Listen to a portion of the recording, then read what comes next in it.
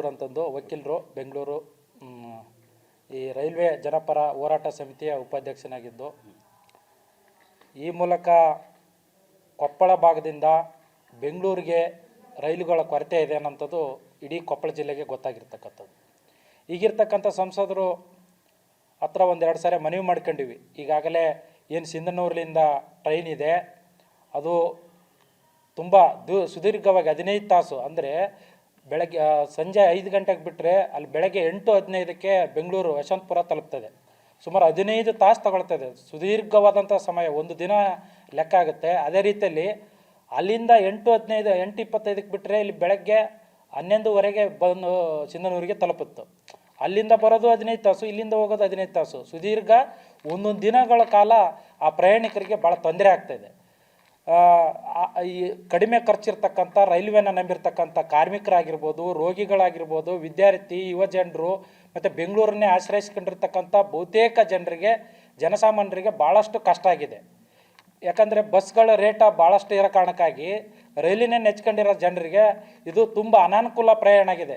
ರೈಲು ಬಿಟ್ಟಿದ್ದೀವಿ ಅಂತ ಹೇಳ್ತಾ ಇದ್ದಾರೆ, ಬಿಟ್ಟಿದ್ದು ರೈಲು ಜನರಿಗೆ ಉಪಯೋಗ ಆಗ್ತಾಯಿಲ್ಲ. ಜನರಿಗೆ ಉಪಯೋಗ ಆಗ್ಬೇಕಂತಂದರೆ ಈಗಾಗಲೇ ನಾವು ರೈಲ್ವೆಯ ವ್ಯವಸ್ಥಾಪಕರು ಏನು ಇದಿದ್ದಾರಲ್ಲ ಹುಬ್ಬಳ್ಳಿಯಲ್ಲಿ, ಅವ್ರಿಗೂ ಕೂಡ ಒಂದು ಸರಿ ಭೇಟಿಯಾಗಿ ಮನವರಿಕೆ ಮಾಡಿಕೊಟ್ಟಿದ್ದೀವಿ ಈ ಸಮಿತಿಯಿಂದ. ಏನಂತ, ಈಗಾಗಲೇ ನೀವು ಸಿಂಧನೂರಿಂದ ಟ್ರೈನ್ ಬಿಟ್ಟಿದ್ದೀರಲ್ಲ, ಆ ಟ್ರೈನ್ನ ಮಾರ್ಗ ಬದಲಾವಣೆ ಮಾಡಿರಿ ಅಂತ. ಯಾವ ಕಡೆ ಅಂತಂದರೆ ಅಗರಬೊಮ್ಮನಹಳ್ಳಿ ಕಡೆ ಹೋಗ್ತಕ್ಕಂಥ ರೂಟಲ್ಲಿ ಮಾರ್ಗ ಬದಲಾವಣೆ ಮಾಡಿದರೆ ಕಡಿಮೆ ಸಮಯ ತಗೊಳ್ತದೆ. ಒಂದು 15-16 ತಾಸಿನ ಟ್ರೈನ್ ಪ್ರಯಾಣ ಒಂದು 10 ತಾಸಿಗೆ ಇಳಿಸ್ಬೋದು ಅನ್ನೋಂಥ ಒಂದು ಮಾರ್ಗೋಪಾಯನ ಕೊಟ್ಟಿದ್ವಿ. ಅದೇ ರೀತಿಯಾಗಿ ಈಗ ಹೊಸದಾಗಿ ಒಂದು ಸಿಂಧನೂರಿಗೆ ಟ್ರೈನ್ ಬಿಟ್ಟಿದ್ದಾರೆ. ಎಲ್ಲಿ ಬೆಂಗಳೂರಿನಿಂದ ಮಧ್ಯರಾತ್ರಿ 12:15ಕ್ಕೆ ಬಿಟ್ಟಿರ್ತಕ್ಕಂಥ ಟ್ರೈನು ಹುಬ್ಬಳ್ಳಿಗೆ ತಲುಪಿ ಹುಬ್ಬಳ್ಳಿಯಿಂದ ಸಿಂಧನೂರಿಗೆ 2:15ಕ್ಕೆ ತಲುಪುತ್ತೆ. ಮಧ್ಯಾಹ್ನ. ಅದು ಕೂಡ 16 ತಾಸು. ನೋಡಿ, ಬೆಂಗಳೂರಲ್ಲಿ 12:15ಕ್ಕೆ ನಿನ್ನೆ ರಾತ್ರಿ ಹತ್ತಿರ್ತಕ್ಕಂಥ ವ್ಯಕ್ತಿ ಇವತ್ತು ಹೋಗಿ 2 ಗಂಟೆ ಮೇಲೆ ಸಿಂಧನೂರು ತಲುಪಬೇಕಂತಂದರೆ ಬಂದಿರತಕ್ಕಂಥ ಪ್ರಯಾಣಿಕನಿಗೆ ಎಷ್ಟು ಸಮಯ ನಷ್ಟ ಆಗುತ್ತೆ. ಮತ್ತು ಅವರು ಏನಾದರೂ ಕೆಲಸ ಕಾರ್ಯಗಳು ಮಾಡ್ಬೇಕಂತಂದರೆ ಅಲ್ಲಿಂದ ಬಂದು ಯಾರಾದರೂ ಎಂಪ್ಲಾಯ್ ಆಗಿರ್ಬೋದು, ಯಾರಾದರೂ ಬಂದು ಅವ್ರ ಆಫೀಸು ಅಥವಾ ಇನ್ನೊಂದು ತಲುಪಬೇಕಾದ್ರೆ ಎಷ್ಟು ಕಷ್ಟ ಆಗ್ಬೋದು ರೋಗಿಗಳಿಗಾಗಿರ್ಬೋದು. ರೋಗಿಗಳು ಟ್ರೈನಲ್ಲಿ ಪ್ರಯಾಣ ಮಾಡಿದ್ರೆ 15-16 ತಾಸು ಪ್ರಯಾಣ ಮಾಡಿ ಅವ್ರಿಗೆ ಎಷ್ಟು ಸಮಸ್ಯೆ ಆಗ್ಬೋದು. ಈ ಥರದ ಭಾಳಷ್ಟು ಸಮಸ್ಯೆಗಳಿದ್ದಾವೆ. ಈಗಿರ್ತಕ್ಕಂಥ ಸಂಸದರು ಬಂದು 1.5 ವರ್ಷ ಆಯಿತು. ಇವತ್ತಿಗೂ ಕೂಡ ರೈಲ್ವೆ ಇಲಾಖೆ ತಮ್ಮ ವ್ಯಾಪ್ತಿಯಾಗಿ ಬರುತ್ತೆ, ಕೇಂದ್ರ ಸರ್ಕಾರದ ವ್ಯಾಪ್ತಿಯಲ್ಲಿ ಬರ್ತಕ್ಕಂಥದ್ದು. ಮತ್ತು ಈ ಭಾಗದ ಸಂಸದರಾಗಿರ್ತಕ್ಕಂಥ ಅವರು ಇಲ್ಲಿವರೆಗೂ ಕೂಡ ಇಂಥ ವಿಚಾರಗಳಲ್ಲಿ ಯಾವತ್ತೂ ಕೂಡ ಮುತುವರ್ಜಿ ವಹಿಸಿ ಅಲ್ಲಿರ್ತಕ್ಕಂಥ ಏನು ಕೇಂದ್ರ ರೈಲ್ವೆ ಸಚಿವ ಆಗಿರ್ಬೋದು, ರಾಜ್ಯ ರೈಲ್ವೆ ಸಚಿವ ನಮ್ಮವರೇ ಸೋಮಣ್ಣ ಅವರು, ನಮ್ಮ ರಾಜ್ಯದವರು ಇರೋ ಕಾರಣಕ್ಕಾಗಿ ಅವ್ರಿಗೋಗಿ ಈ ಥರ ರೈಲ್ವೆ ಸಮಸ್ಯೆ ಆಗ್ತಾಯಿದೆ ನಮ್ಮ ಡಿಸ್ಟಿಕ್ಕಿಗೆ, ಕೊಪ್ಪಳಕ್ಕೆ ಇರ್ತಕ್ಕಂಥ ರೈಲುಗಳು ಕೂಡ ಸುದೀರ್ಘವಾದಂಥ ಪ್ರಯಾಣ ಆಗ್ತದೆ, ಅದು ಜನರಿಗೆ ಅನುಕೂಲ ಇಲ್ಲ, ಪ್ರಯೋಜನವೇ ಇಲ್ಲ. ಟ್ರೈನ್ ಇದ್ದಾವೆ ಹೆಸರಿಗೆ ಮಾತ್ರ, ಅದು ಯಾವುದೇ ಪ್ರಯಾಣಿಕರಿಗೆ ಅನುಕೂಲ ಇಲ್ಲ ಅನ್ನೋಂಥ ಮನವರಿಕೆಯನ್ನು ಇಲ್ಲಿವರೆಗೂ ಮಾಡಿಕೊಡೋಕ್ಕಾಗಲಿಲ್ಲ. ಜೊತೆಗೆ 1.5 ವರ್ಷ ಆಗಿದ್ದರೂ ಕೂಡ ಎಲ್ಲಿ ಸಿಂಧನೂರುವರೆಗೂ ಮಾತ್ರ ಇವತ್ತು ರೈಲು ಹಳೆ ಮತ್ತು ರೈಲು ಸ್ಟೇಷನ್ ಇರೋದು, ಮುಂದಕ್ಕೆ 1 ಕಿಲೋಮೀಟ್ರ್ ಕೂಡ ಆಗಿಲ್ಲ. ಮತ್ತು ಈಗಿರ್ತಕ್ಕಂಥ ಸ್ಟೇಷನ್ಗಳಲ್ಲಿ ಸ್ವಚ್ಛತೆ ಇಲ್ಲ, ಅಲ್ಲಿ ಕುಡಿಯೋ ನೀರಿಲ್ಲ, ಬಳಸೋಕ್ಕೆ ನೀರಿಲ್ಲ ಎಲ್ಲ ಸ್ಟೇಷನ್ಗಳಲ್ಲಿ. ಮತ್ತು ರೈಲು ಕೋಚ್ಗಳು ಸ್ವಚ್ಛ ಇರಲ್ಲ, ರೈಲ್ವೇದಲ್ಲಿರ್ತಕ್ಕಂಥ ಶೌಚಾಲಯಗಳಂತೂ ಸ್ವಚ್ಛ ಇರಲ್ಲ, ರೈಲು ಒಳಗಡೆನೇ ನೀರಿರಲ್ಲ. ಇಂಥ ಅಸ್ತವ್ಯಸ್ತದ ಅವ್ಯವಸ್ಥೆಯಿಂದ ಕೂಡಿರ್ತಕ್ಕಂಥ ರೈಲುಗಳು ಏನಾದರೂ ಇದ್ದರೆ ಅದು ನಮ್ಮ ಕೊಪ್ಪಳ ಜಿಲ್ಲೆದಲ್ಲಿ ಅನ್ನೋಂಥದ್ದು. ಇಲ್ಲಿರ್ತಕ್ಕಂಥ ಸಂಸದರು ಅದ್ರ ಕಡೆ ಗಮನ ಕೊಡಬೇಕಾಗಿತ್ತು. ನಾವು ಈಗಾಗಲೇ ರೈಲ್ವೆ ವ್ಯವಸ್ಥಾಪಕರಿಗೆ ಇವೆಲ್ಲ ಮನವರಿಕೆ ಮಾಡಿಕೊಟ್ರು ಕೂಡ ಇಲ್ಲಿರ್ತಕ್ಕಂಥ ಜನಸಾಮಾನ್ಯರ ವಿಚಾರಗಳನ್ನು ಅವರು ತಲೆಗೆ ಹಾಕ್ಕೊಂಡು ಅವರು ಆ ವಿಚಾರಗಳನ್ನು ಬಗೆಹರಿಸ್ಬೋದಿತ್ತು. ಇಲ್ಲಿವರೆಗೂ ಕೂಡ ಯಾವುದೇ ರೀತಿಯಿಂದ ಸೂಕ್ತ ಕ್ರಮ ಕೈಗೊಂಡಿಲ್ಲ. ನಾವು ಯಾಕೆ ಇದನ್ನು ಒತ್ತಾಯ ಮಾಡ್ತಾ ಇದ್ದೀವಿ ಅಂತಂದರೆ, ಬೇರೆ ಬೇರೆ ಜಿಲ್ಲೆದ ಸಂಸದರಾಗಿರ್ಬೋದು, ಬೇರೆ ಬೇರೆ ಜಿಲ್ಲೆದ ರಾಜಕಾರಣಿಗಳಾಗಿರ್ಬೋದು, ಸಚಿವರುಗಳಾಗಿರ್ಬೋದು, ಭಾಳ ಮುತುವರ್ಜಿ ವಹಿಸಿ ಒಂದು ದಿನದಲ್ಲಿ ಕೂಡ ಅವ್ರ ಜಿಲ್ಲೆಗೆ ವಿಶೇಷ ಟ್ರೈನ್ ಬೇಕಂದ್ರೆ ಫೋನ್ ಮುಖಾಂತರನೋ ಅಥವಾ ಒಂದು ಮನವಿ ಕೊಟ್ಟು ರೈಲ್ವೆಗಳನ್ನ ಹಾಕ್ಸ್ಕೊಳ್ಳೋಂಥ ಸಾಮರ್ಥ್ಯ ಇರ್ತಕ್ಕಂಥವ್ರನ್ನ ನಾವು ನೋಡಿದ್ದೀವಿ.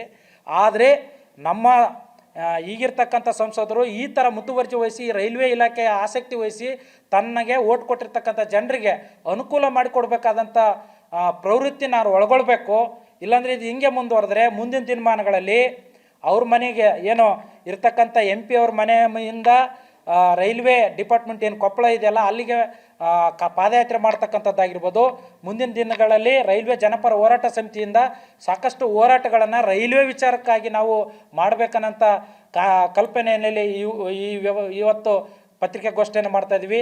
ದಯವಿಟ್ಟು ಮಾನ್ಯ ಸಂಸದರು ತಮ್ಮದು ಕೇಂದ್ರ ಸರ್ಕಾರದ ಕಡೆಯಿಂದ ಏನು ಸಾಧ್ಯ ಐತೆ ನಮ್ಮ ಕೊಪ್ಪಳ ಜಿಲ್ಲೆಗೆ ಸಾಧ್ಯವಾದಷ್ಟು ರೈಲಿಗೆ ಸೂಕ್ತವಾದಂಥ ಒಳ್ಳೆಯ ರೈಲು ವ್ಯವಸ್ಥೆಯನ್ನು ಮತ್ತು ಸುದೀರ್ಘವಾಗಿರ್ತಕ್ಕಂಥ ಸಮಯ ತಗೊಂಡು ರೈಲಿಗೆ ಪ್ರಯಾಣಿಕರಿಗೆ ಅನನುಕೂಲ ಆಗಿರ್ತಕ್ಕಂಥ ರೈಲುಗಳ ಸಮಯವನ್ನು ಕಡಿಮೆ ಮಾಡ್ತಕ್ಕಂಥದ್ದು, ಮಾರ್ಗ ಬದಲಾವಣೆ ಮಾಡ್ತಕ್ಕಂಥದ್ದು ಮತ್ತು ಹೆಚ್ಚಿನ ರೈಲುಗಳನ್ನು ನಮ್ಮ ಕೊಪ್ಪಳದಿಂದ ಬೆಂಗಳೂರಿಗೆ ಮತ್ತು ಸುತ್ತಮುತ್ತಲ ಅಕ್ಕಪಕ್ಕದ ಜಿಲ್ಲೆಗೆ ಕನೆಕ್ಟಿವಿಟಿ ಕೊಡ್ತಕ್ಕಂಥ ಕೆಲಸಗಳನ್ನು ಮಾಡಬೇಕು.